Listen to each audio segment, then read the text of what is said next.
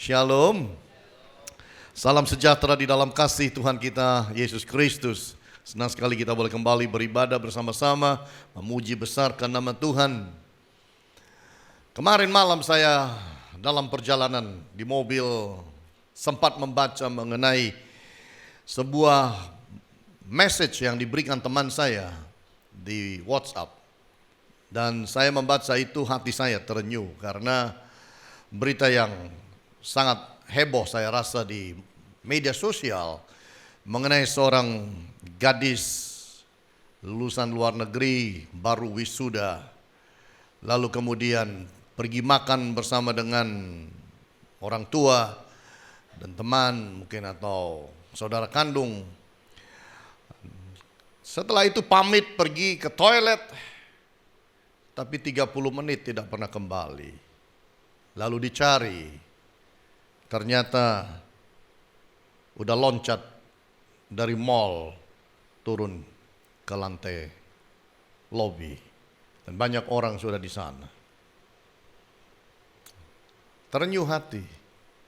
Kalau lihat orangnya, keren anak wanita ini, bernama Clarissa.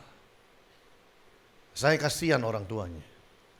Saya kasihan saudara kandungnya. Saya kasihan teman-temannya.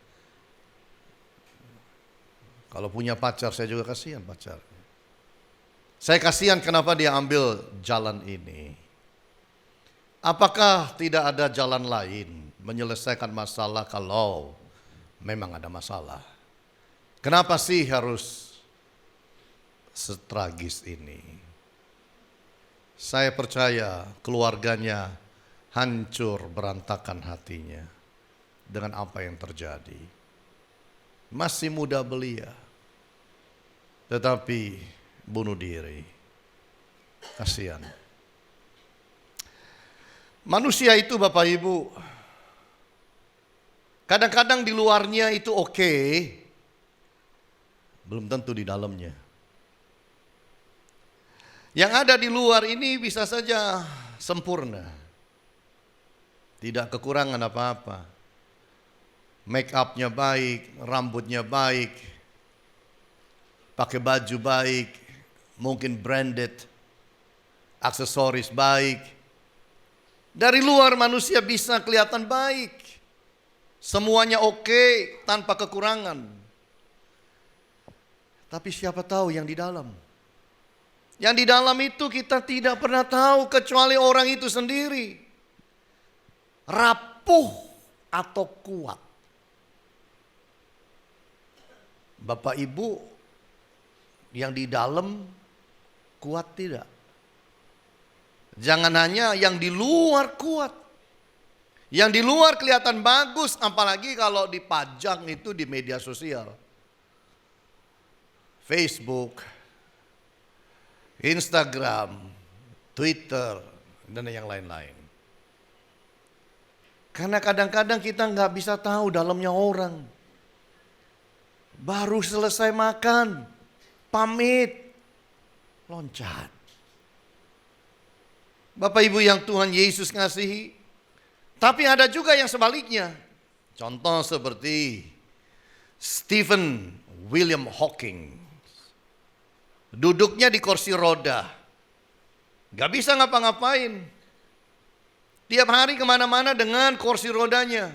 Dan komputer layar di depannya. Bicara pun ada mikrofon yang tempel di leher. Supaya orang bisa dengar apa yang dia ucapkan. Tapi dia penulis buku. Dia disebut sebagai seorang fisikawan yang paling populer seabad ini. Pinternya luar biasa. Luarnya cacat.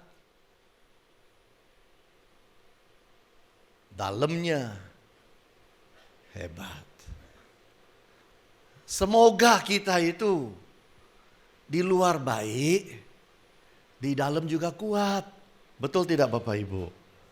Supaya kita itu bisa melanjutkan hidup dengan sebaik-baiknya. Siapa yang tahu Sylvester Stallone?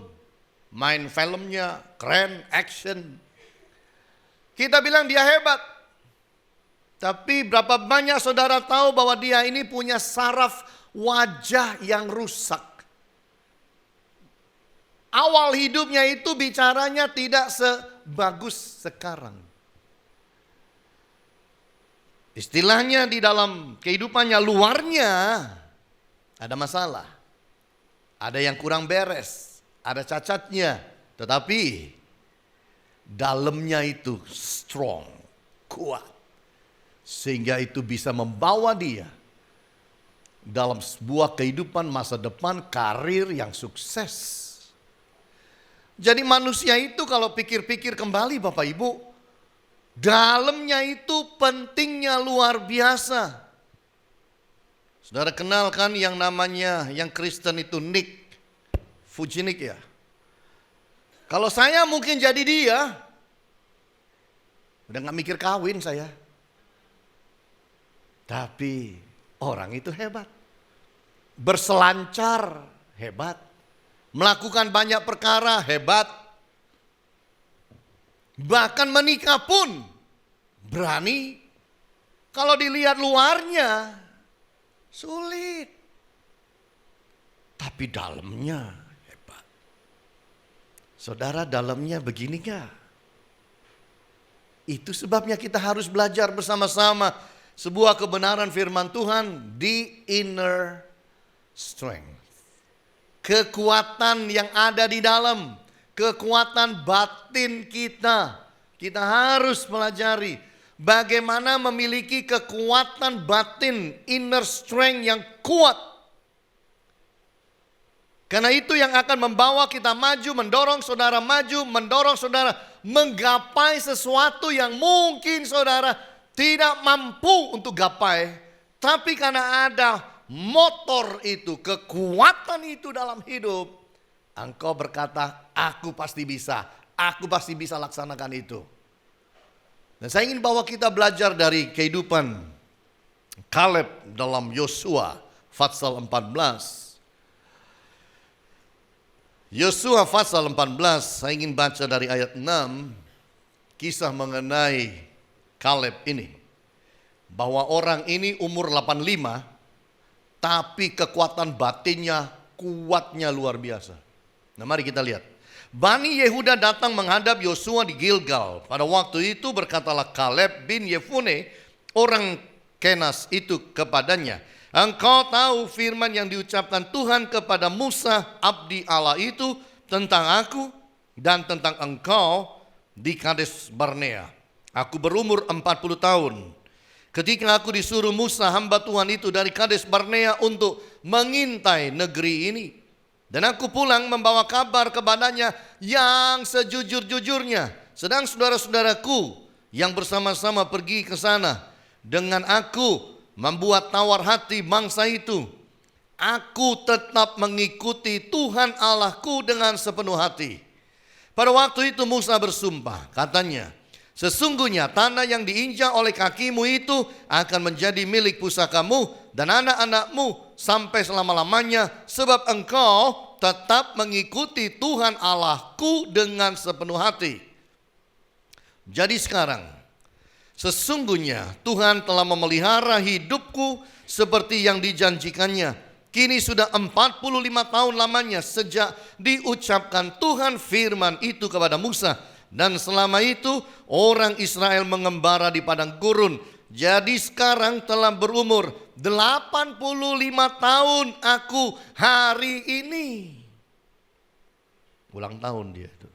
Pada waktu ini aku masih sama kuat seperti pada waktu aku disuruh Musa. Seperti kekuatanku pada waktu itu, demikianlah kekuatanku sekarang untuk berperang dan untuk keluar masuk.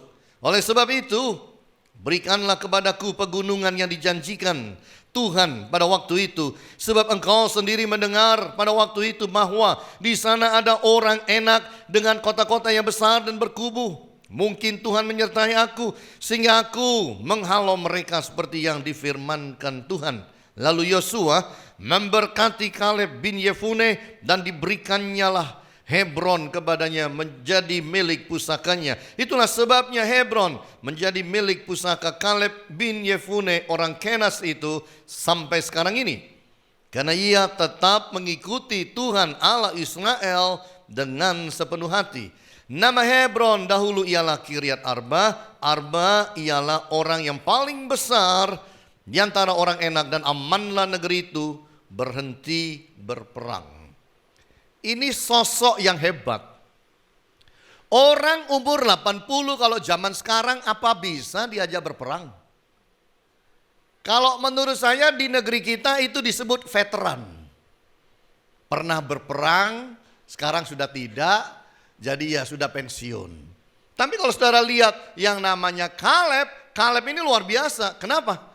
Karena umur 85 pun masih siap berperang. Dia berkata, kekuatanku hari ini sama seperti 45 tahun yang lalu. Kalau zaman sekarang orang umur 85 itu pegangannya senjata, Kak. Apakah ada orang umur 85 pegangannya senjata? Menurut saya orang umur 85 zaman sekarang pegangannya remote control. Pegangannya gadget. Daripada repot anak ngurusin dari pagi sampai malam, beliin iPad. Beliin orang tua kita gadget. Kalau ada yang baru kita beliin yang terbaru. Biar asik sendiri dengan semua itu. Tidak demikian dengan yang namanya Kaleb. Fisiknya memang tua. Yang di luar memang sudah rapuh. Tetapi yang di dalam luar biasa. Casingnya sudah rapuh, tua. Tapi yang di dalam mesinnya turbo, Bapak Ibu. Ini hebatnya. Nah, apa yang membuat dia itu seperti itu? Apa yang membuat dia itu punya inner strength, kekuatan batin yang sangat kuat dalam hidup? Nomor satu, karena dia itu percaya pada firman. Total believing in the word. Percaya firman itu sangat luar biasa. Ini yang dia miliki. Dari zaman muda sampai zaman dia berperang. Umur 40 sampai umur 85. Orang ini dikatakan mengikuti Tuhan dengan sepenuh hati. Bapak Ibu masih mengikuti Tuhan sepenuh hati? Atau separuh? Atau seperempat? Atau jangan-jangan ada di sini tapi hatinya di luar nih? Yang namanya Kaleb ini mengikuti Tuhan itu dengan sungguh-sungguh sepenuh hati. Percaya firman. Firman yang dijanjikan kepada dia untuk mendapatkan Hebron, Bapak Ibu, itu diucapkan waktu umur 40. Baru terlaksana umur 85. Nah, pertanyaan saya begini, kalau Bapak Ibu itu dapat firman, dapat janji Tuhan, nunggunya sampai kapan? Berapa banyak kita 3 bulan udah berhenti menunggu? Berapa banyak kita itu baru setahun, 2 tahun, udah mulai goyah. Apalagi udah 5 tahun janjinya belum kesampaian, firman Tuhan belum terjadi, janji Allah belum tergenapi. Berapa banyak kita kemudian berubah jadi tidak percaya. Lalu bilang begini, percuma, mungkin itu bukan janji itu. Mungkin Tuhan lupa, ya mungkin itu ya saya denger-dengeran aja itu, bukan suara Tuhan. Tapi kalau lihat Kaleb, 45 tahun kemudian masih percaya. Janji Tuhan adalah tanah itu buat aku. Aku siap berperang untuk ambil tanah itu. Hebat nih. Dan mari kita sadari bersama-sama bahwa dia percaya kepada firman. Hidupnya itu percaya kepada firman. Beda dengan kita Bapak Ibu, di zaman yang seperti ini berapa banyak kita lebih percaya hoax. Yang tulisannya hoax itu loh. Itu bacanya hoax. Berapa banyak kita lebih percaya kepalsuan. Berapa banyak kita lebih percaya kebohongan. Berapa banyak kita percaya kepada janji-janji yang tidak ada dasarnya sama sekali. Tidak ada data statistiknya sama sekali. Itu percaya. Jangan masuk kepada lapisan yang seperti itu. Mari masuk kepada orang yang seperti Kaleb. Kenapa? Dia kalau pegang firman Tuhan, dia pegang sungguh-sungguh. Dia kalau pegang janji Tuhan, dia pegang sungguh-sungguh. Simpan betul-betul di dalam hati. Gak goyah. Usia bertambah, rambut mungkin jadi putih, gigi mungkin sudah merotoli Bapak Ibu. Pegang firman Tuhan yang kuatnya luar biasa. Kenapa? Yaitu percayanya dia. Di dunia ini apa yang kita bisa pegang? Selain kebenaran firman yang tidak pernah bisa berubah. Dia tidak percaya dalam dirinya sendiri. Not in himself. Kekuatan dia bukan pada diri sendiri. Kehebatan yang dia punya. Ahli strategi perang yang dia punya. Kemampuan, keahlian yang bagaimana dia mengalahkan musuh. No, dia bukan mengharapkan dirinya sendiri. Mengandalkan diri sendiri. Tidak pula pada situasi. Not in situation. Oh, kalau keadaannya seperti ini kita aman. Oh, kalau keadaannya seperti itu kita kurang aman. Kalau keadaan itu tidak sama dengan firman, dia bawa itu kepada pengadilan Allah. Tuhan, ini loh yang terjadi, tapi firman-Mu bilang begini. Aku mau pegang firman dan biarlah keadaan itu berubah. Tapi berapa banyak kita hidup Bapak Ibu lebih mempercayai situasi keadaan yang ada dan fakta yang ada daripada firman. Remember one thing. Firman Tuhan itu di atas segala-galanya. Amin Bapak Ibu. Firman Tuhan di atas segala-galanya. Bahkan dunia ini, realita ini, the universe itu diciptakan oleh firman. Yang ada ini terjadi karena firman yang diucapkan oleh Allah sendiri. Itu sebabnya kita harus membangun diri, percaya firman lebih daripada semua yang lain. Ketika Yesus akan membangkitkan seseorang anak yang mati, Yesus bilang, masuk rumah Yesus bilang, dia gak mati kok, dia cuma tidur. Saudara tahu, satu rumah heboh. Orang mentertawakan Yesus. Saudara kalau diketawain ngamuk enggak? Tersinggung enggak? Yesus enggak loh. Yesus bisa loh kalau tersinggung. Loh enggak percaya? Mati dibilang tidur. Tidur, mati. Ya wis tak pulang aja. Enggak jadi itu mujizatnya. Tapi yang terjadi, faktanya, situasinya, realitanya, anak itu mati. Yesus berkata, dia tidur. Lalu oleh firman, orang tuanya saja yang dibawa masuk ke kamar. Dan Yesus bangkitkan anak perempuan itu. Itu menunjukkan firman di atas realita. Firman di atas fakta. Firman di atas yang material ini. Karena semua dunia yang saudara lihat dan saya lihat ini diciptakan oleh firman. Mau bulankah, mau mataharikah, mau gunungkah, mau lautkah, mau apa saja itu dari firman yang diucapkan oleh Allah. Itu hebatnya. Tapi kita manusia bertumbuh, katanya tambah pinter, lalu mau buang firman dan mau menyembah yang namanya realita. Hati-hati. Mari berubah. Kita harus pegang firman. Kaleb itu dia tidak mengandalkan dan percaya kepada orang, tapi pada firman. Not in other people. No. Karena firman berkata, terkutuklah orang yang mengandalkan manusia. Tapi diberkatilah orang yang mengandalkan Tuhan. Ini yang kita harus hati-hati. Jangan jadi orang percaya hoax. Cek dulu beritanya. Tapi kalau firman, nggak perlu lagi dicek. percaya aja. Loh Pak, masalahnya begini loh Pak. Saya kalau dengar firman Pak, sampai parkiran lupa ya Pak.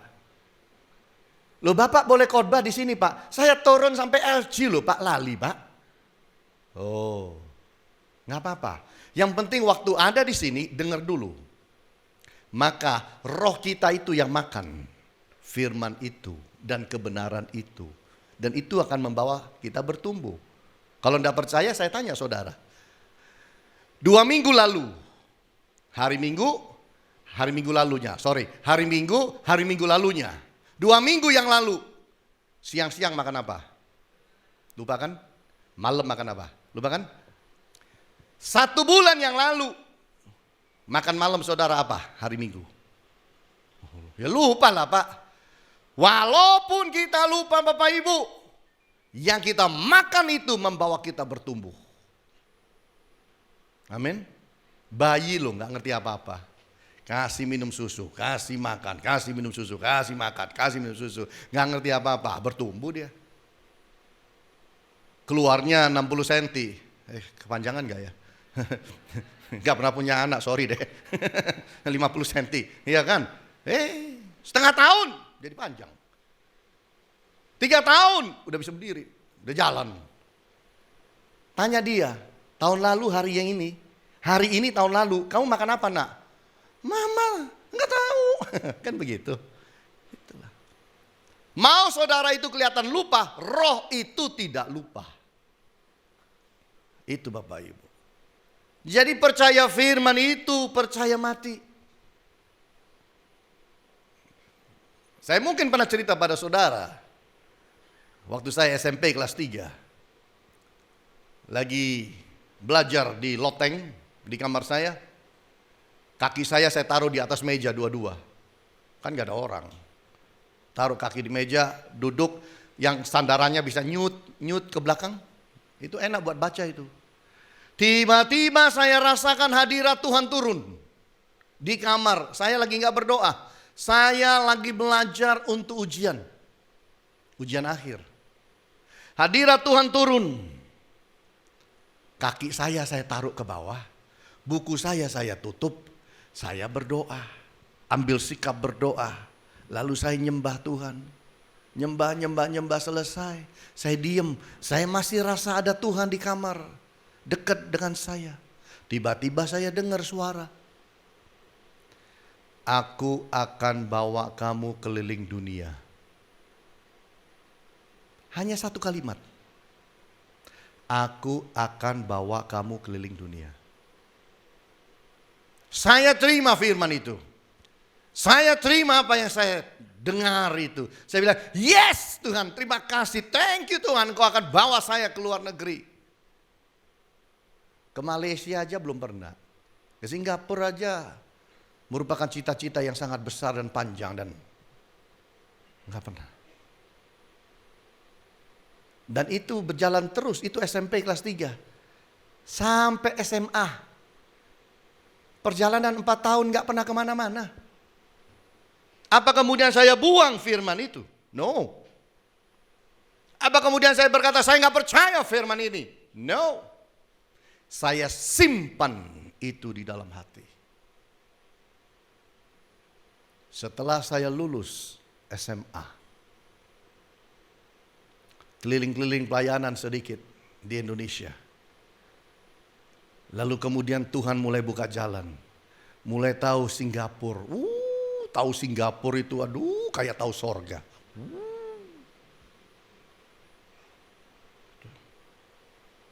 Pergi ke Jerman.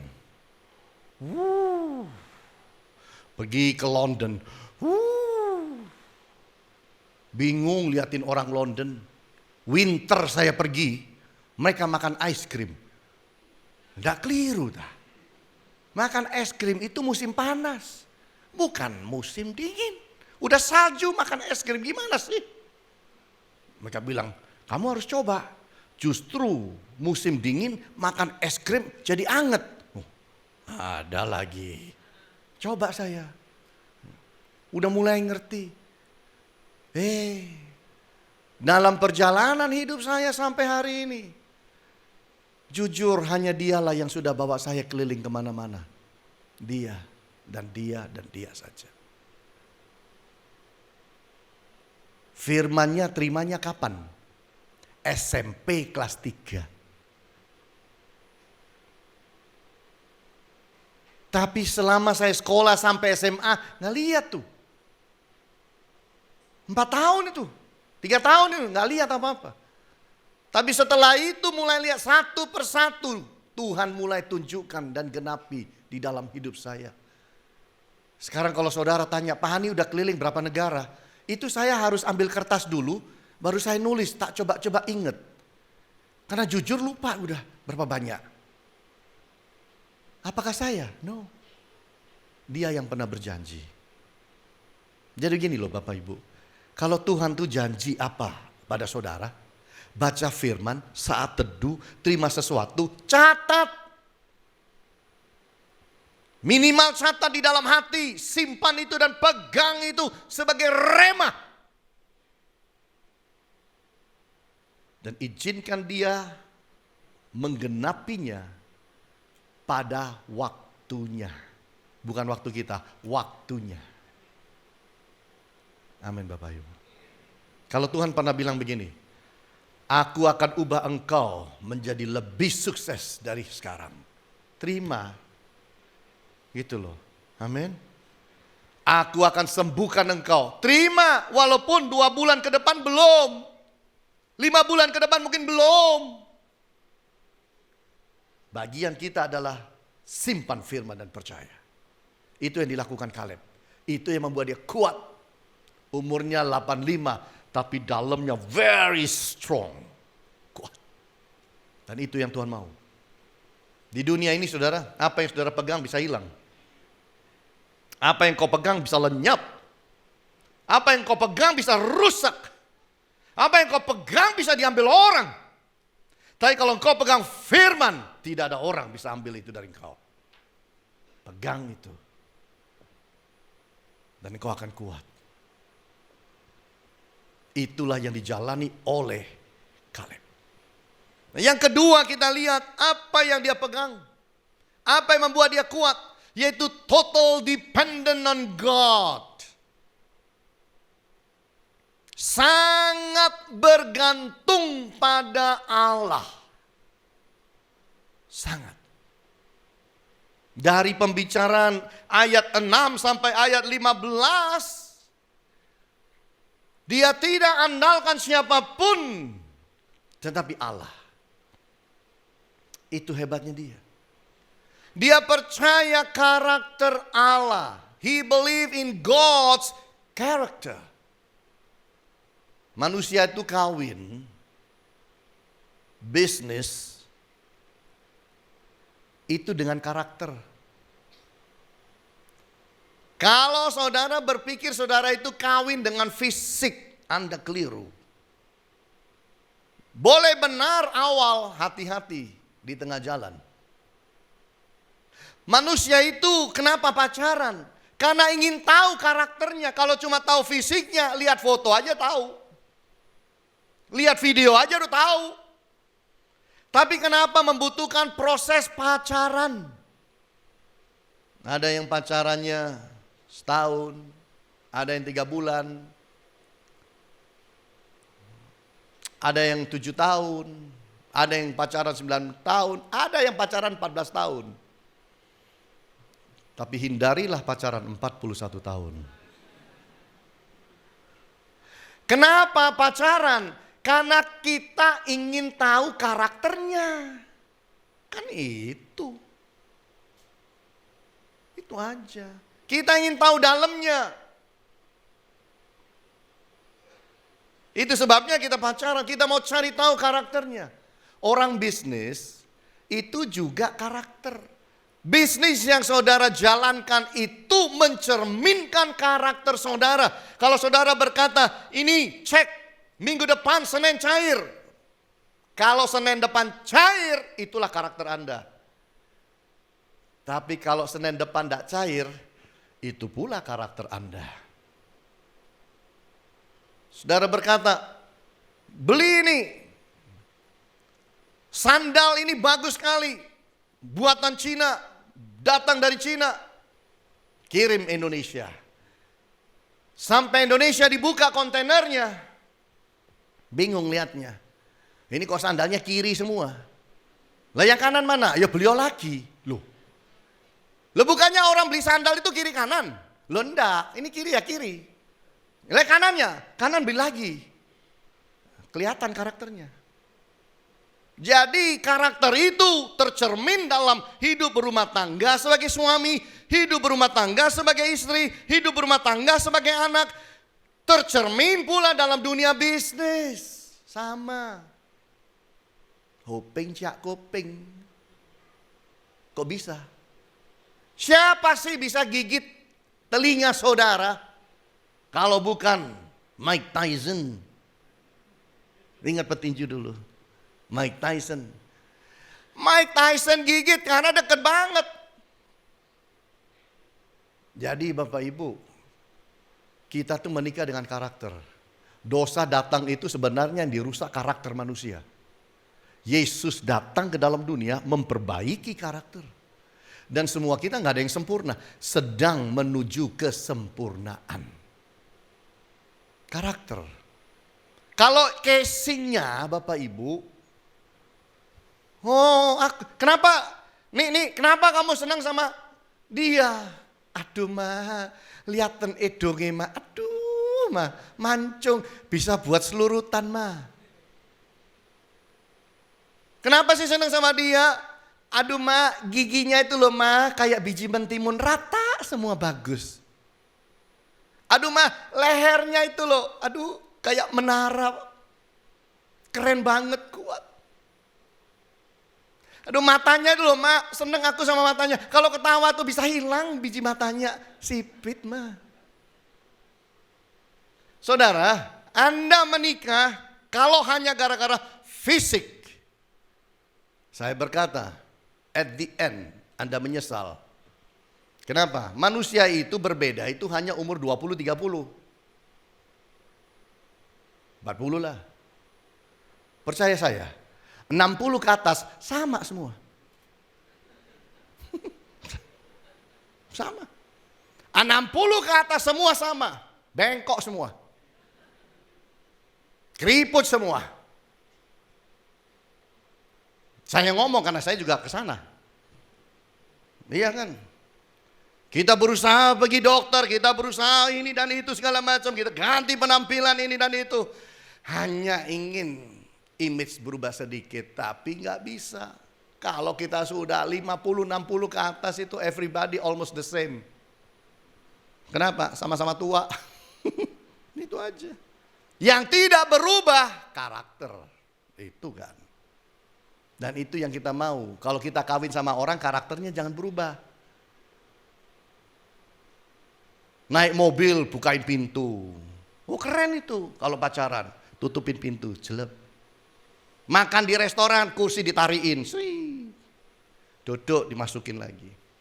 Serbet diambilin, celep, pasangin. Keren habis.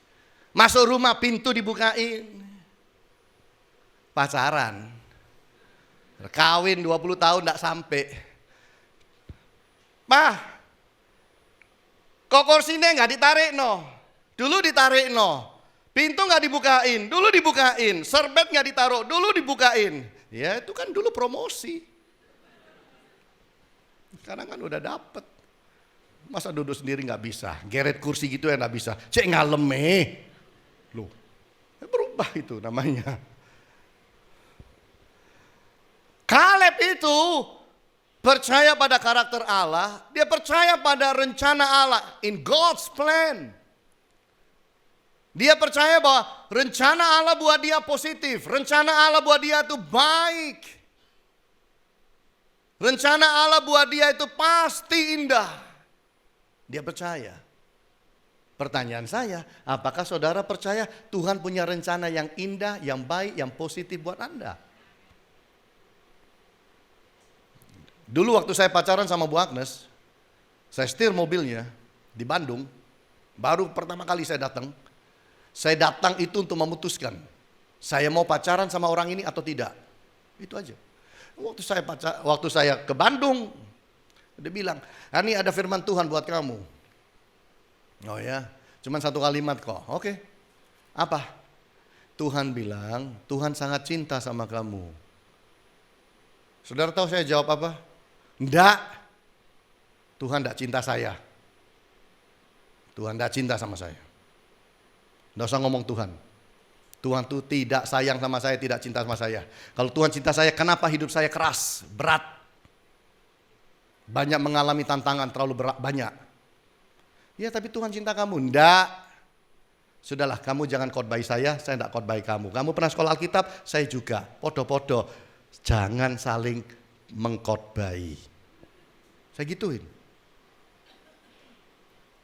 Tapi kemudian saya dalam perjalanan hidup, saya menyadari dia cinta saya. Mungkin ada di antara saudara juga punya pandangan seperti saya. Ke gereja. Kalau ditanya jujur, kamu percaya Tuhan cinta kamu? Kayak ya enggak yo. Lah terus kenapa ke gereja? Ya kepeksa. Kalau enggak disiram air waktu tidur. God loves you. Tuhan cinta saudara. Saudara mengerti atau tidak mengerti, Allah cinta saudara, titik. Cuma kadang-kadang kita jadi frustasi karena kita mau Tuhan cinta kita dalam cara yang kita mau. Itu namanya nyetir Tuhan. Kaleb ini percaya kuasa Allah, in God's power. Tidak mengandalkan kekuatan sendiri, kehebatan yang dia punya. No, dia andalkan Allah. Di dalam hidup ini, saudara boleh punya banyak. Saudara boleh sekolahnya tinggi. Saudara boleh punya koneksinya banyak. Dengar saya baik-baik. Posisi Allah tidak boleh berubah dalam hidup saudara. Dia harus tetap jadi Allah. Yang mana engkau andalkan dia dengan sungguh-sungguh. Itu yang membuat kita kuat. Itu yang membuat kita menghadapi apapun. Oke. Hari ini kita belajar itu. Kita belajar di inner strength. Yang mengajarkan kepada saudara dan saya. Bahwa kita harus sungguh-sungguh percaya kepada firman. Total belief in the word. Dan yang kedua, total dependent on God. Percaya pada dia. Seperti Kaleb berkata, aku mengikuti Tuhan sepenuh hatiku. Tidak separuh-separuh. Sepenuh. Itu yang dicari Tuhan di akhir zaman. Orang-orang yang bisa mengikuti Tuhan, mengandalkan Tuhan, percaya firman sungguh-sungguh. Orang seperti itu akan lihat berkat Allah yang luar biasa. Tuhan Yesus berkati kita. Haleluya. Amin.